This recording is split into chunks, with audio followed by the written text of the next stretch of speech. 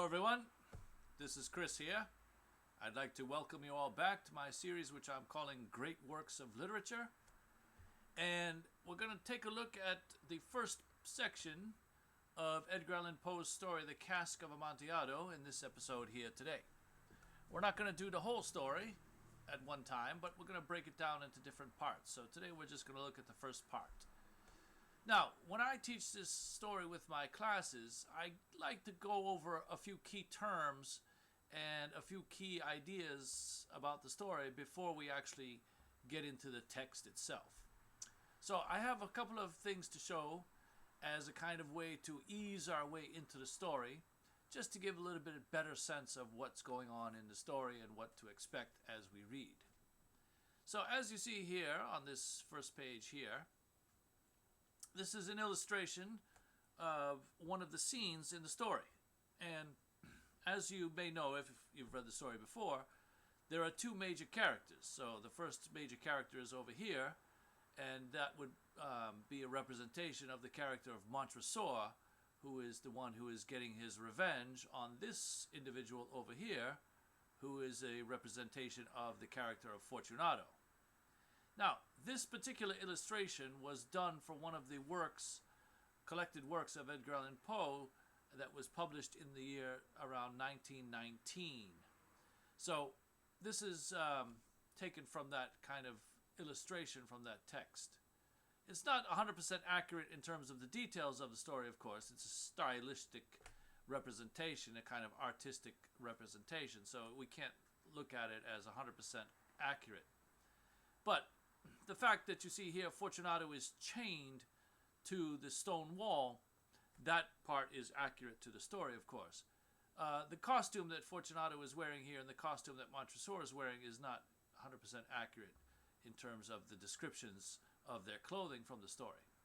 But this gives a general sense of the horrible nature of Fortunato's demise.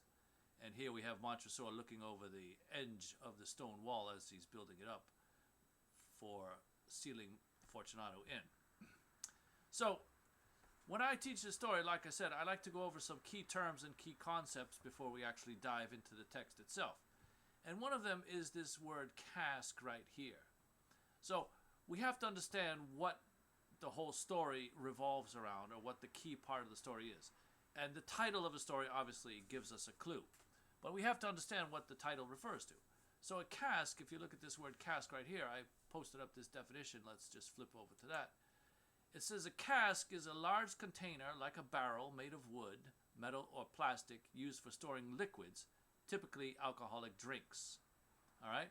So in this case, we're going to be talking about a large container, a barrel, made out of wood. So in the old days, in Edgar Allan Poe's time, vats, as you see here, vats, barrels, kegs, hogsheads, and the word pipe will be shown in the story a number of different times as a synonym for the word cask.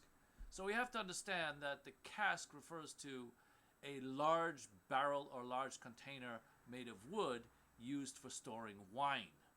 Now in this case, just to flip back over here to the next word, Amontillado.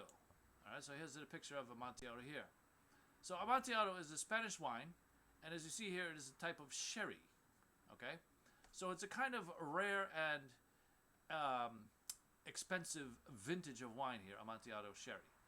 So when we look at the story's title, The Cask of Amontillado, it refers to a very large barrel, okay, of approximately 60 gallons or so, from one of the other definitions I saw, and Amontillado sherry.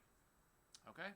So the Cask of Amontillado, the title of it refers to this imagined object, an actual cask of Amontillado. We will find out in the story there is no real cask. It is something that is kind of like a bait for Fortunato, for the trap that Fortunato is going to fall into. Montresor is setting this trap, and he uses this idea of the cask of Amontillado as a kind of lure to get Fortunato to follow him. All right?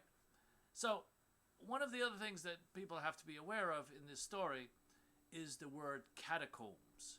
Okay? So, if you're not familiar with the word catacombs, it does appear a number of times in the story. And in the course of the story, especially towards the latter end of the story, the latter third of the story, when Fortunato is down in the vaults of Montresor's family burial grounds, there are descriptions of underground chambers that have walls which are piled high with human bones. Okay? And basically, the description is from the floor to the ceiling. So, how is this, possible that all these human bones are under the ground in these vaults out there for everyone to see? So, it is not well known nowadays perhaps, but under many of the older cities, such as Paris, for example, there are large collections of human bones that have been stacked up.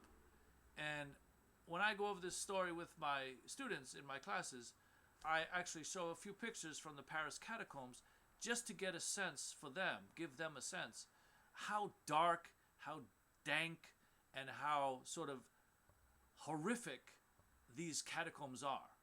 Okay? Because if you've never been in one of these catacombs, and when I was a younger person, 25 years ago maybe, I was in Montreal, I believe, and as a young adolescent, and I think it was Montreal, Quebec, that my parents and family, we were on this tour, and we actually went into some of these catacombs. And it is, in fact, very claustrophobic, very dark, and when he talks about the fact that the air was foul to the point that the torches were not really flaming as much as they were just glowing because the air was so rank and foul. So to get a sense of that, it's hard just to get a picture in your mind just from the description presented in the story. So I'm going to show a couple of photographs from the internet of the catacombs of Paris. And again, I have to warn people, these things are a little bit gruesome. These are not, exactly pleasant surroundings or a pleasant environment to be in. So this is what some of the catacombs in Paris look like. So as you see here, I'm just going to stay on the arrows here. These are all human bones that are in the catacombs way down below the streets of Paris. And again, it's like a whole nother world down there. It's a graveyard for sure, okay? And these bones were piled up over centuries by people down there in the catacombs, and mainly priests, of course, who were in charge of the cemeteries. But how many bones are down there? Who can say, right? But when you talk about, wall-to-wall bones, I mean, this is what you're talking about. From floor to ceiling type of things, okay? And how many millions of people are down there in terms of, their earthly remains? Who can say? But this just gives you a general sense of what the catacombs look like. Okay, in Paris, of course. Now, other cities, of course, would have catacombs as well. I mentioned Montreal, Quebec in Canada. I've also heard of catacombs under the city of Rome, for example, which would be closer to the mark in terms of our story. The Cask of Amontillado, which many people speculate would be, the setting would be in Italy. Not necessarily Rome, but Italy. So Montresor is going to talk about the family vaults, the catacombs under his family residence, where centuries of Montresor's family have gone to their final resting place. So this will give you a good sense of what these catacombs are and what he's talking about. So what we're going to do is we're going to dive right into the story, and I thought I'd do it this way for today and see how it goes. So we're going to look at the text of the Cask of Amontillado. All right? And again, we're not going to go through the whole story today, but as I go through the story, I want to point out some of the more important points to pay attention to. So in a previous episode of my Analyzing Literature series, I did read this first paragraph here and talked about what Fortunato did to cause these feelings of revenge for Montresor. All right, so Montresor is our narrator, and Fortunato is his, perceived enemy. So we never have a clear idea about what the exact nature of this insult was, but we know that it was such to break Montresor's spirit to the point where he feels he must have his ultimate revenge and kill Fortunato. All right? So, one of the things that we talk about is motivation. Okay? So, we can sympathize with the concept of revenge because revenge is a very powerful human emotion, or the desire for the revenge against someone who did something bad to you or did something wrong to you is such a powerful human emotion that it's a consistent theme in many works of literature. So Montresor definitely has this heart for revenge, and his target is Fortunato. So we have to understand that Montresor and Fortunato know each other very well, and again, this is one of the causes of this feeling that Montresor has, that he wants to kill Fortunato because he's borne these, what they say, 1,000 injuries. Okay? So whatever these 1,000 injuries were, we don't have any idea either. But I would just like to point out here, a very key word in the story is the word you right there. So in the previous episode of Analyzing Literature, I think it was the 4th episode, when we did a sort of plot diagram related to this story, I mentioned this character by the name of you. You, who so well know the nature of my soul. So who is this you that the narrator Montresor is referring to?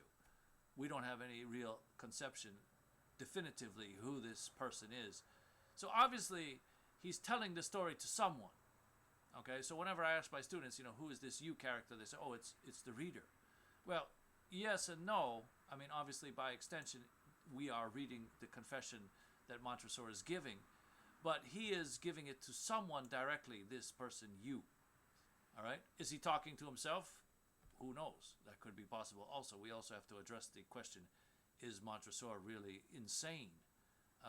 Because again, what did Fortunato do that was so egregious in its offense that it drove Montresor over the edge, and now he's seeking to destroy Fortunato completely? So he says that he wants to be avenged, right there. I would be avenged. This was a point definitively or definitely settled. Okay? So he's out for revenge. He wants to avenge whatever this insult was that Fortunato gave to him. But he also wants to get away with the crime. So it says here, this line is very important. I must not only punish, but punish with impunity. So he wants to get away with the crime. He wants to punish Fortunato, kill Fortunato, and then get away with it. So he will go scot-free. But again, one of the things that we have to consider is that this whole story is basically Montresor's confession. And it's really a case of how he details step by step the process in which he takes his revenge.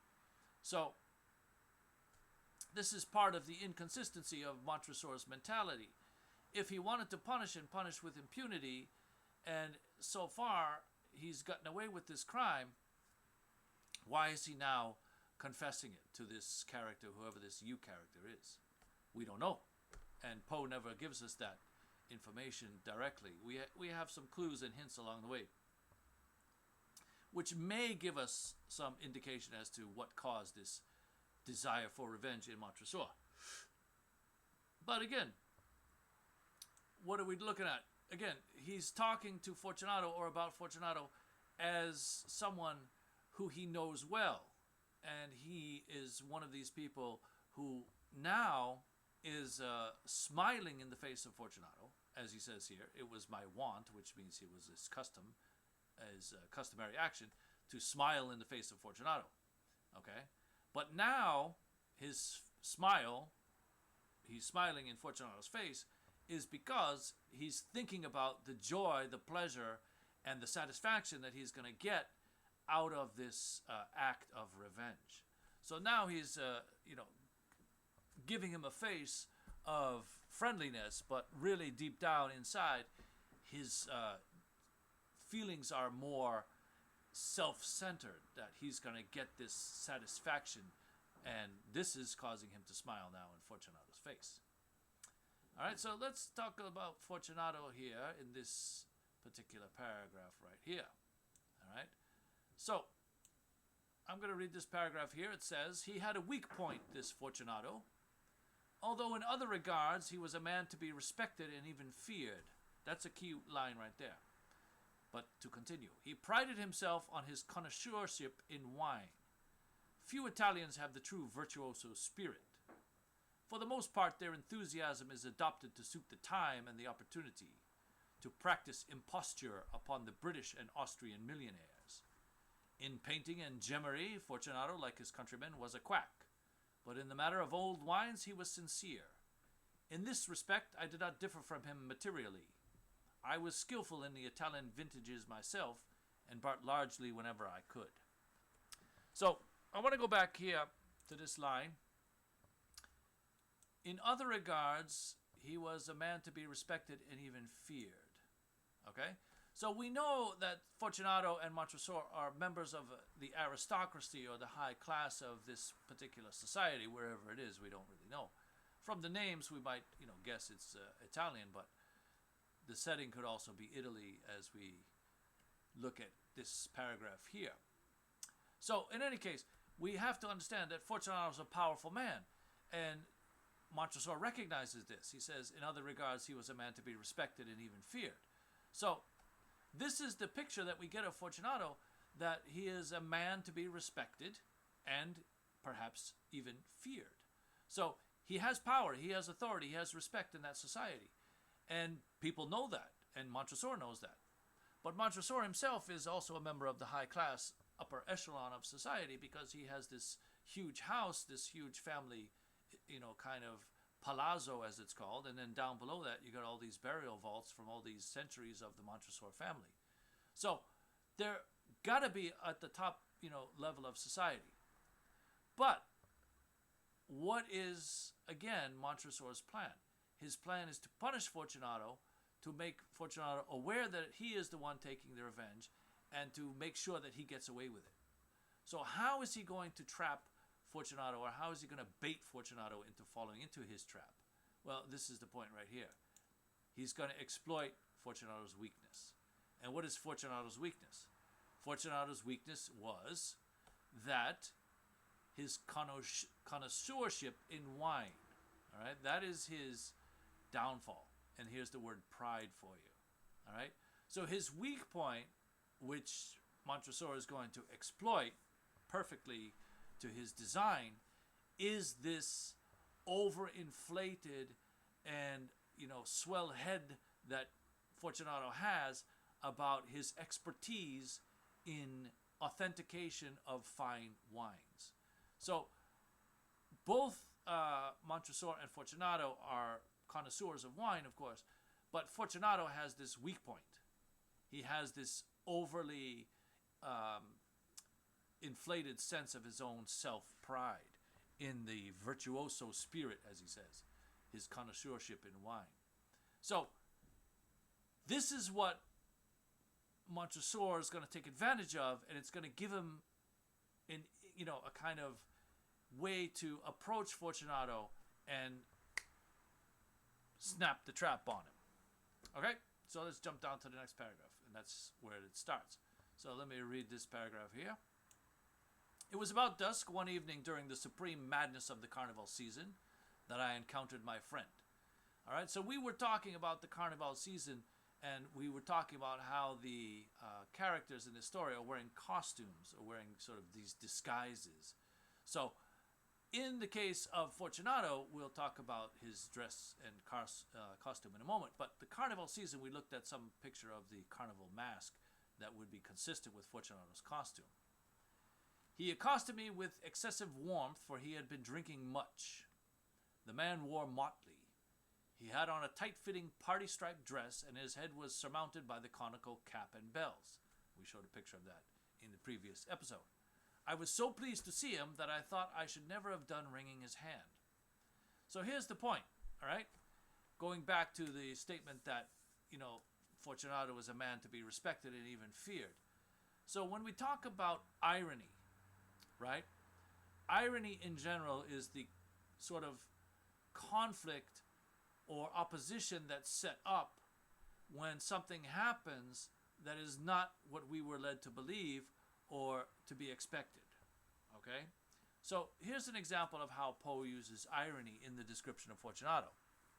So we have this description of Fortunato as a man to be respected and even feared. But when we see him, the first time we actually see him in the story and get a description of him, other than, Montresor's description of his character, we actually see his appearance here. And what do we see? Number one, he's drunk, right? As it says here, he's been drinking much.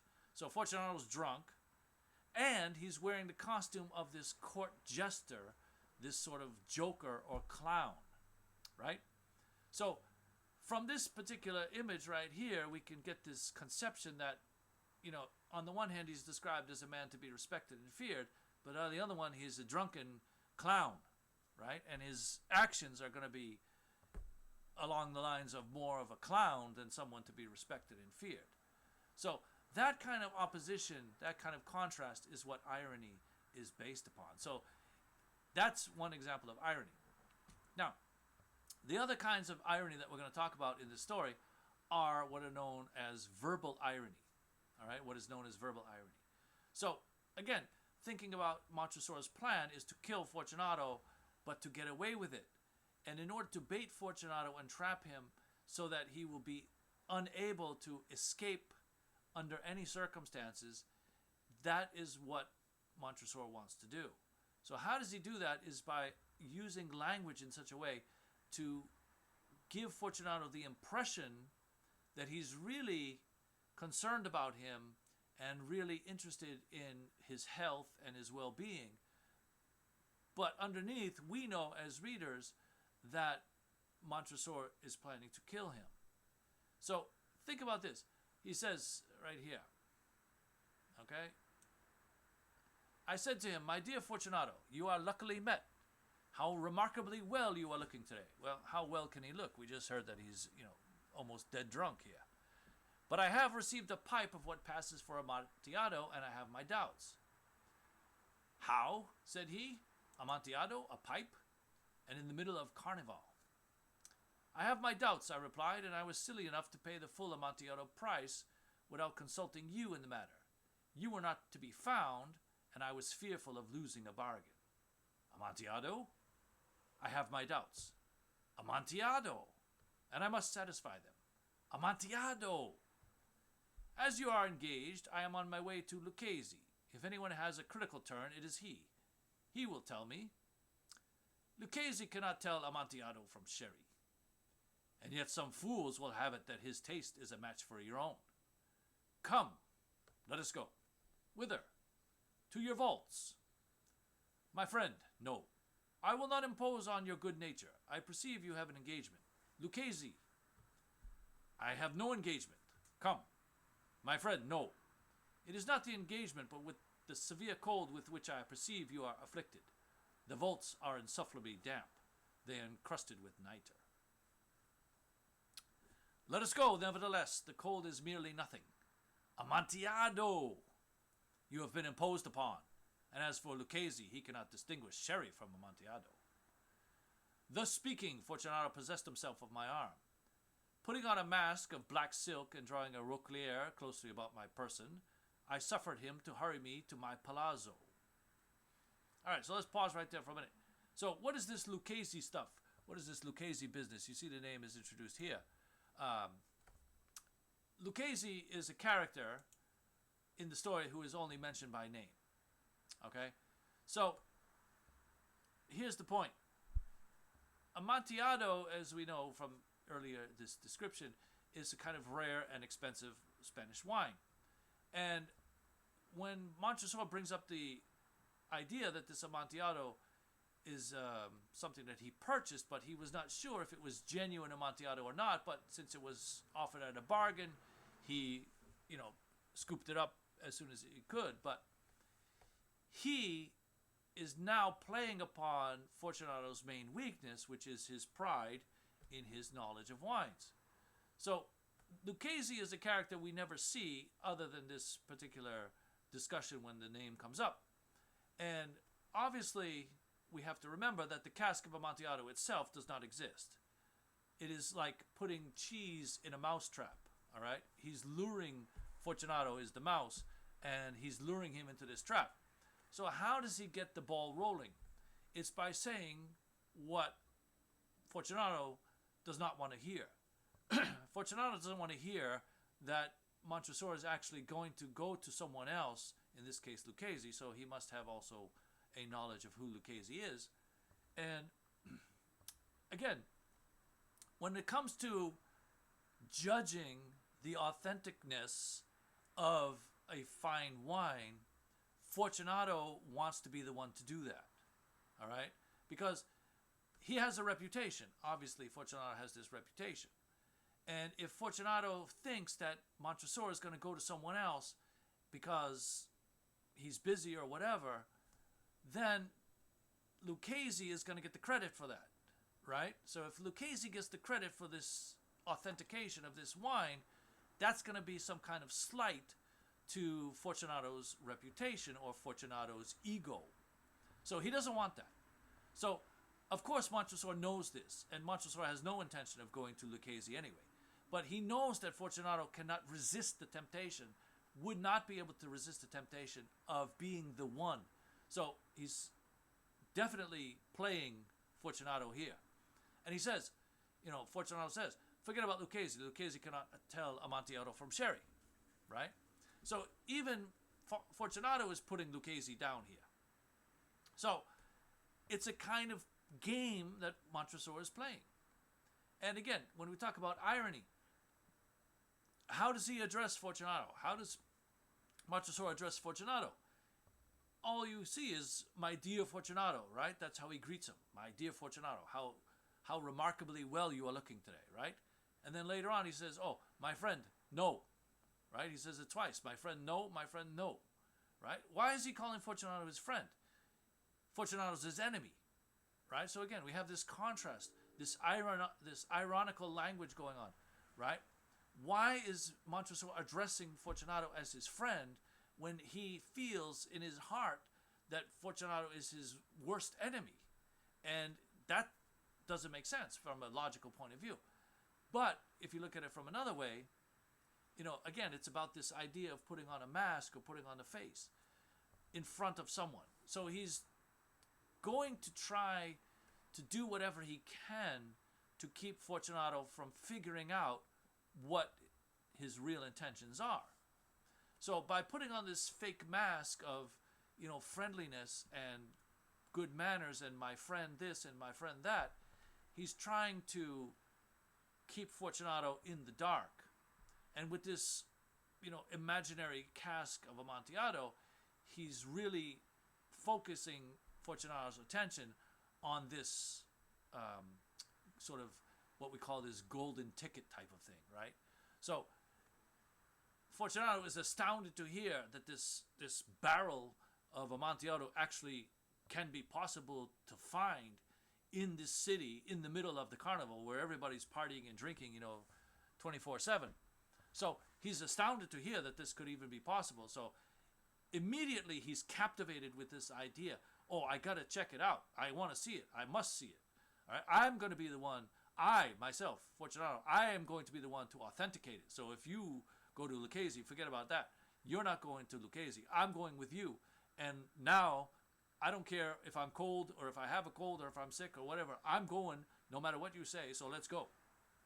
Right? That's his idea. So Montresor, of course, is happy to let Fortunato lead the way.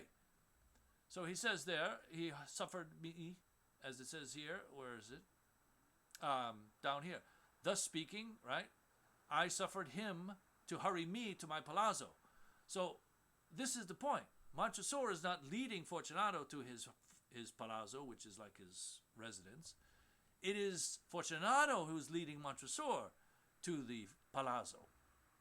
So just from that short exchange, we have all this irony going on, and we have all this back and forth sort of banter between Fortunato and Montresor about this guy Lucchese, who is really someone that Montresor is just using to goad Fortunato, playing upon his pride.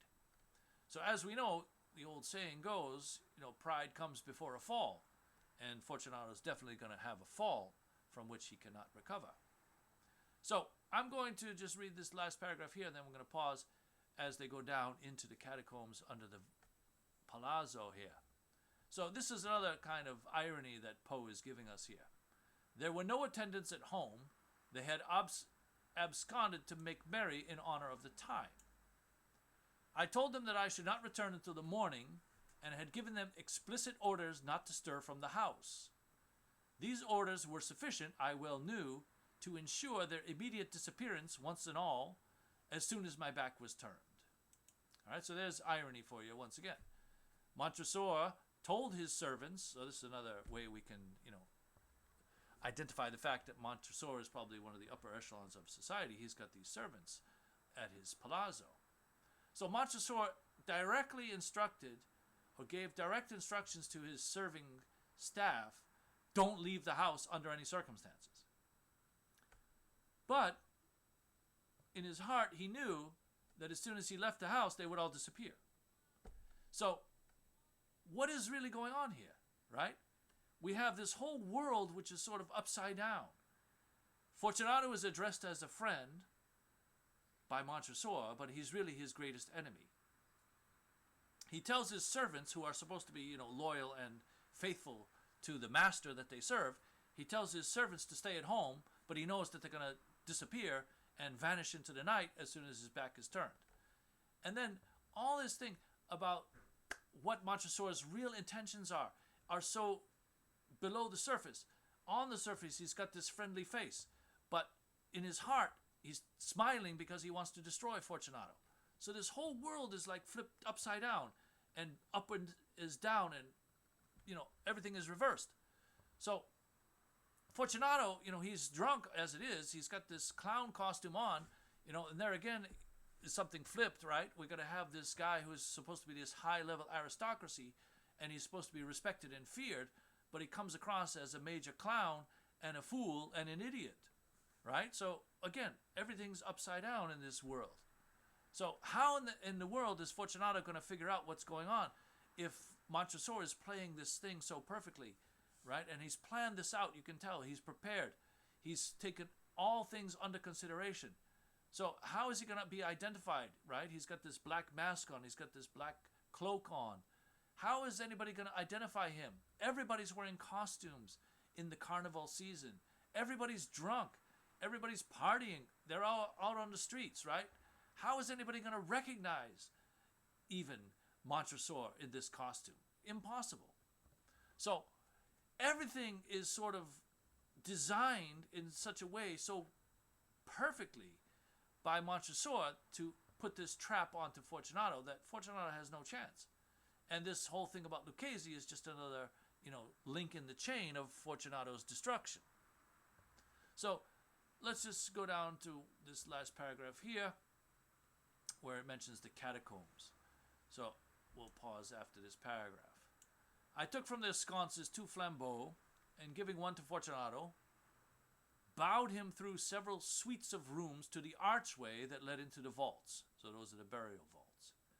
I passed down a long and winding staircase, requesting him to be cautious. Why is he requesting him to be cautious? If Fortunato, has an accident, so what? He's trying to kill him anyway. But again, this verbal, goading of Fortunato into thinking something is happening, and Fortunato's perceiving that something is happening, but he has no clue what the reality is behind the appearance. I passed down a long and winding staircase. We came at length to the foot of the descent and stood together on the damp ground of the catacombs of the Montresors. All right, so in the interest of time, we're going to pause here at this point in the story, and then we'll pick it up in the next video. So if you like this video, please subscribe to my channel and share the video with a friend. Don't forget to leave a like and drop a comment if you want. Thank you very much. Sincerely, Chris and David. We'll get into the next part of the story in the next episode. That's all for now.